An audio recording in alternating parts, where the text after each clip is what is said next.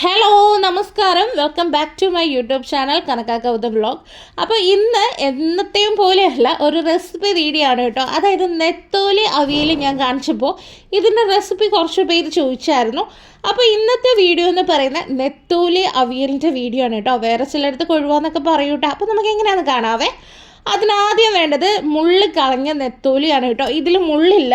മുള്ള് നമ്മുടെ ആ ഒരു നെത്തോലി ഒന്നെടുത്തിട്ട് അതിൽ ചെറുതായിട്ടൊന്ന് പ്ലിങ്ങെന്ന് പറഞ്ഞാൽ എൻ്റെ മാംസം അമുക്കുകയാണെങ്കിൽ നമുക്ക് മുള്ളിങ് എടുക്കാൻ പറ്റും കേട്ടോ, തല മാറ്റിയിട്ട്.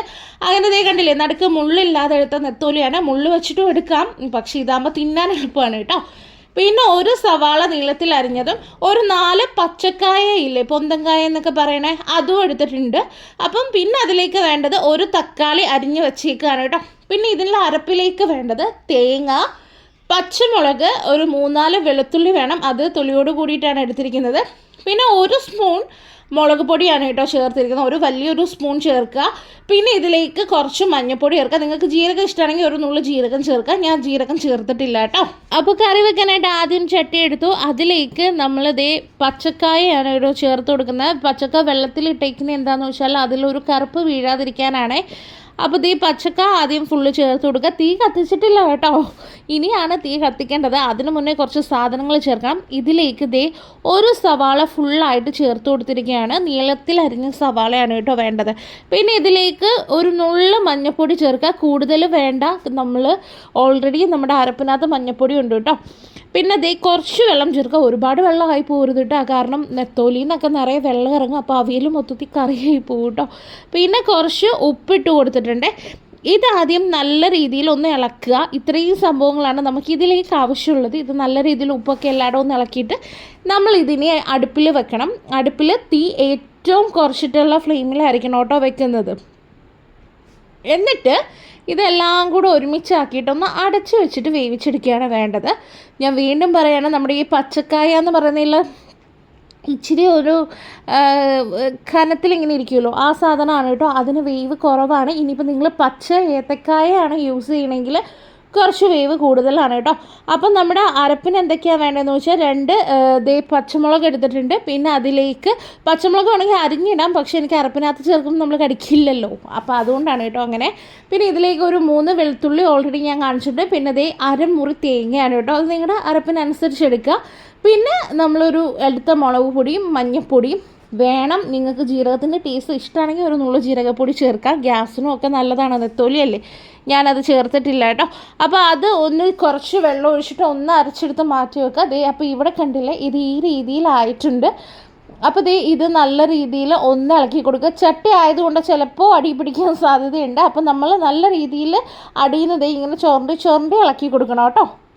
അപ്പോൾ ഇത് ഒന്നും കൂടെ നമ്മൾ അടച്ചു വെച്ചിട്ട് ഒരു മീഡിയം വേവ് ആയാൽ മതി. നല്ല രീതിയിൽ പച്ചക്ക ആവണ്ട, കാരണം നമുക്കിതിലേക്ക് നെത്തോലിയും എല്ലാം ചേർത്ത് വേവിക്കാനുള്ളതാണ് കേട്ടോ. അപ്പോൾ രണ്ടാമതും ഞാൻ എടുത്തിട്ട് ഈ ഒരു രീതിയിലാണ് ആയിരിക്കുന്നത്. അപ്പോൾ നമ്മളൊന്ന് ഇളക്കിയിട്ട് ഇതിൽ ഒരുപാട് വെള്ളം നിങ്ങൾക്കുണ്ട് എന്ന് തോന്നുകയാണെങ്കിൽ ഈ തുറന്ന് വെച്ചിട്ട് നമ്മൾ വെള്ളം ഒന്ന് പറ്റിച്ചെടുക്കണം കേട്ടോ. ഇതിൽ ഒരുപാട് വെള്ളം ഇരുന്ന് കഴിഞ്ഞാൽ നമ്മൾ നെത്തോലിയും കൂടെ ഇടുമ്പോൾ നല്ല വെള്ളമായിട്ട് അത് കുഴഞ്ഞു പോവേ. അപ്പോൾ എന്നിട്ട് നമ്മൾ ഇതിൽ ആദ്യം, ഇപ്പോൾ ഇതിൽ വെള്ളം അധികമില്ല, അതുകൊണ്ട് തന്നെ ഞാൻ ഈ ഒരു പച്ചക്കായെല്ലാം ഇങ്ങനെ ഒരുമിച്ചാക്കി വെച്ചു. എന്നിട്ട് അതിൻ്റെ മേളിലേക്ക് ആണ് തക്കാളി ഇട്ടേക്കുന്നത്. ഇതൊരു മീഡിയം വേവ് ആയിട്ടേ ഉള്ളൂ കേട്ടോ. എന്നിട്ട് അതിൻ്റെ മുകളിലേക്ക് നമ്മൾ അരച്ച് വെച്ചിരിക്കുന്ന അരപ്പ് ചേർത്ത് കൊടുത്തിരിക്കുകയാണ്. അരപ്പിൽ ഒരുപാട് വെള്ളം ആവരുത്, വളരെ ലൈറ്റായിട്ട് വെള്ളം ഒഴിച്ചിട്ടാണ് ഞാൻ അരപ്പാക്കി എടുത്തിരിക്കുന്നത് കേട്ടോ. എന്നിട്ട് ഇതെല്ലാം കൂടി ഇങ്ങനെ ഈ ഒട്ടിച്ച് വെക്കുമല്ലോ, ഇതിനെന്താ പറയണേ, ഞങ്ങളിവിടെ തത്തിപ്പൊത്തി വെക്കുന്നത് കേട്ടോ പറയണേ, അങ്ങനെ വെക്കുക. അപ്പോൾ ഇപ്പം നിങ്ങൾക്ക് ഇത് കാണുമ്പോൾ മനസ്സിലായിട്ടുണ്ടല്ലോ എന്താണ് ഞാൻ ഉദ്ദേശിച്ചതെന്ന്. അപ്പോൾ ഇങ്ങനെ ഒന്ന് മൊത്തത്തിലാക്കി വെച്ചിട്ട് ഇതിൻ്റെ മണ്ടയിലോട്ടാണ് നമ്മൾ ഈ നെത്തോലി ഇങ്ങനെ നിരത്തി വാരി ഇട്ട് കൊടുക്കണം കേട്ടോ. അതും ഇങ്ങനെ അങ്ങ് വാരി ഇടാനല്ല, ഇങ്ങനെ ഒന്ന് ആക്കി വെച്ച് കൊടുക്കണം കേട്ടോ. ഇത് മുള്ളില്ലാത്ത നെത്തോലിയാണ്. നിങ്ങൾക്ക് വേണമെന്നുണ്ടെങ്കിൽ മുള്ളുള്ള നെത്തോലിയും യൂസ് ചെയ്യും, പക്ഷേ അത് കഴിക്കാൻ കുറച്ച് പാടാണ്. അതുകൊണ്ടാണ് ഞാനിവിടെ മുള്ളില്ലാത്ത നെത്തോലി എടുത്തിരിക്കുന്നത് കേട്ടോ. ഇതാകുമ്പോൾ നമുക്ക് പെട്ടെന്ന് എടുത്ത് കഴിക്കാമല്ലോ. എന്നിട്ട് ഇതെല്ലാം കൂടി ഇങ്ങനെ ഒരുമിച്ച് അമക്കി ഇങ്ങനെ ആക്കി വെക്കണം. എന്നിട്ട് നമ്മളിത് അടച്ചിട്ട് ഏറ്റവും ലോ ഫ്ലെയിമിൽ തന്നെ വെക്കുക, കാരണം ഇതിൽ അടിയിൽ പച്ചക്കായിൽ വെള്ളമില്ല കേട്ടോ. അപ്പോൾ ലോ ഫ്ലെയിമിൽ ഒരു 10 മിനിറ്റോളം അടച്ചു വെച്ച് കഴിയുമ്പോൾ ഈ നെത്തോലിയുടെയൊക്കെ ആ വെള്ളം ഇറങ്ങിയിട്ട് നിറയെ വെള്ളമായിട്ടിരിക്കുന്നുണ്ടോ. ഇനിയിപ്പോൾ ഇത് നമ്മൾ അടിയിൽ നിന്ന് ഇങ്ങനെ ഒന്ന് ഇളക്കി കൊടുക്കുക കേട്ടോ, ചെറിയ രീതിയിൽ. അതായത് നെത്തോലിയിലിട്ട് മേളിൽ കൂടെ ഇളക്കാൻ പാടില്ല, കാരണം നെത്തോലി ഭയങ്കരമായിട്ടും കുടഞ്ഞു പോകും കേട്ടോ. അപ്പം നമ്മളിതേ മേളിൽ നിന്ന് എടുത്തിട്ട് ഈ രീതിയിലൊരു നാക്കുണ്ടല്ലോ, അത് ഇളക്കേണ്ട നാക്കിൽ തന്നെ നമ്മൾ ഇളക്കി കൊടുക്കുക. എന്നിട്ട് ഇതേ അടിയിലൊക്കെ വല്ലതും പറ്റിയിട്ടുണ്ടെങ്കിൽ അതാണ് കേട്ടോ ഈ ചുരണ്ടി എടുക്കുന്നത്, കാരണം വല്ലതും ചട്ടി ആയതുകൊണ്ടേ അടിയിൽ പിടിക്കുക. അപ്പോൾ എനിക്കിത് ഒരുവിധം ആയിട്ടുണ്ട്. അപ്പോൾ ഞാൻ ദേ എല്ലാം ഇങ്ങനെ സൈഡിലോട്ടാക്കി ഇങ്ങനെ നടുക്ക് വെക്കുമ്പോൾ ഈ നടുക്ക് ഒരു ഹോള് പോലെ ആക്കിയതുണ്ടോ, അതിലൂടെ വെള്ളം എല്ലാം വന്ന് പറ്റിയായിരുന്നു. എന്നിട്ട് ഞാൻ ദേ വീണ്ടും എല്ലാം കൂടെ ഒരുമിച്ച് ഇങ്ങനെ ആക്കി. ഇത്രയും മതി കേട്ടോ, ഇതിൽ ഓഫ് ചെയ്യുക, ചട്ടി ആയതുകൊണ്ട് ബാക്കി വെള്ളം അതിലിരുന്ന് പറ്റിക്കോളും. എന്നിട്ട് നമ്മളിപ്പുറത്ത് ഒരു പാൻ എടുക്കുക. പാനിൽ ഇതിൻ്റെ ഏറ്റവും ഹൈലൈറ്റാണ് കടുവറുത്തൊഴിക്കുക എന്നുള്ളത് കേട്ടോ. അപ്പോൾ നിങ്ങൾ ഡയറ്റും ഇതൊക്കെ ആണെങ്കിൽ കടുവറുക്കണമെന്നില്ല, പക്ഷേ ഇതാണ് അതിൻ്റെ ടേസ്റ്റ്. കുറച്ചെണ്ണ ഞാൻ എടുത്തിട്ടുള്ളൂ കേട്ടോ. ഇതിലേക്ക് കടുകിട്ട് പൊട്ടിക്കുക. പിന്നെ നമ്മൾ ചെറിയ ഉള്ളി വട്ടത്തിൽ അരിഞ്ഞതാണ് ചേർത്ത് കൊടുത്തിരിക്കുന്നത്. ഈ കടുവറുത്ത് ഒഴിക്കാൻ എല്ലാവർക്കും അറിയാമല്ലോ.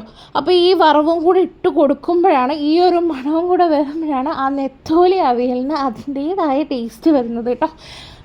എനിക്കിനി ഇത് വേറെ മീനൊക്കെ ഇട്ട് ചെയ്യാമോ എന്നെനിക്ക് അറിഞ്ഞുകൂടാ, കാരണം ഞാൻ നെത്തോലി ഇട്ടാണ് ചെയ്ത് കഴിച്ചിരുന്നത്. എൻ്റെ ഏറ്റവും ഫേവറേറ്റ് ആയിട്ടുള്ള റെസിപ്പിയാണിത്. ഇത് ആർക്കൊക്കെ ഇഷ്ടമാവുമെന്നൊന്നും എനിക്ക് അറിഞ്ഞുകൂടാ, പക്ഷേ ഇത് ഞാൻ ഒരു ചോറിലൂടെ അല്ല കേട്ടോ കഴിക്കുന്നത്, ഇത് ഞാൻ വെറുതെ കഴിക്കുന്ന സാധനമാണ്. എനിക്ക് അത്രയ്ക്ക് ഇഷ്ടമാണ് കേട്ടോ. എനിക്കിത് ഉണ്ടെങ്കിൽ വേറെ ഒന്നും വേണ്ട, ഞാൻ ഉച്ചയ്ക്കും വൈകിട്ടും ഒക്കെ ഇത് തന്നെയാണ് കഴിക്കുന്നത്, വെറുതെ ചോറൊന്നും എടുക്കാറില്ല കേട്ടോ.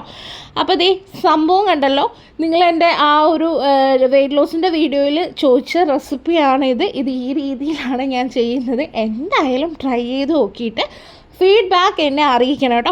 അപ്പം നല്ല നെത്തോലി ആയിരിക്കണം, അപ്പോൾ അതും നിങ്ങൾ ശ്രദ്ധിക്കുക. പച്ചക്കറി കണ്ടില്ലേ, ഒരുപാട് വെന്തിട്ടുമില്ല, എന്നാൽ നെത്തോലി ഇതേ അതേപോലെ കിടക്കുകയും ചെയ്യുന്നുണ്ട് കേട്ടോ. നെത്തോലി ഇനിയിപ്പം കുഴഞ്ഞാലും കുഴപ്പമൊന്നുമില്ല, കാരണം നമ്മളിത് അങ്ങനെയാണല്ലോ കഴിക്കുന്നത്. പക്ഷേ പച്ചക്കായും കൂടെ അങ്ങ് കുഴഞ്ഞു പോകരുത്. അപ്പോൾ ഈ ഒരു രീതിയിലാണ് ഇതിരിക്കുമ്പോൾ ടേസ്റ്റ് കേട്ടോ. അപ്പോൾ ട്രൈ ചെയ്ത് നോക്കുക. അപ്പോൾ അടുത്ത വീഡിയോയിൽ കാണാം. ബൈ.